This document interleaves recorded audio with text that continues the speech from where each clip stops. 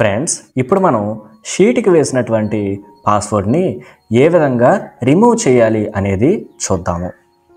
ఫైల్కి వెళ్ళి ఇన్ఫో మీద క్లిక్ చేసి ఇక్కడ ప్రొటెక్ట్ వర్క్ బుక్ అని ఉంది కదా, అక్కడ క్లిక్ చేసి ఎన్క్రిప్ట్ విత్ పాస్వర్డ్ అని ఉంది కదా, ఇక్కడ క్లిక్ చేసి ఇక్కడ ఉన్నటువంటి పాస్వర్డ్ని మన కీబోర్డ్లో బ్యాక్ స్పేస్తో రిమూవ్ చేసి ఓకే మీద క్లిక్ చేయాలి.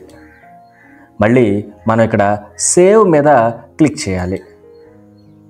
ఓకే, ఇప్పుడు దీన్ని నేను క్లోజ్ చేస్తాను.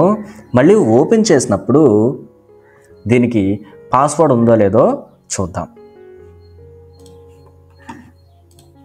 చూడండి, స్టూడెంట్ మార్క్స్, ఇదే కదా ఫైల్ మనం పాస్వర్డ్ తోటి సేవ్ చేసింది, తర్వాత పాస్వర్డ్ని రిమూవ్ చేసింది. ఇప్పుడు దీన్ని ఓపెన్ చేద్దాం. చూసారా ఫ్రెండ్స్, మనం ఏ విధమైన పాస్వర్డ్ ఎంటర్ చేయాల్సిన అవసరం లేకుండానే ఫైల్ అనేది ఓపెన్ అయ్యింది. మరొక వీడియోలో మరొక కాన్సెప్ట్తో మళ్ళీ మనం కలుద్దాం.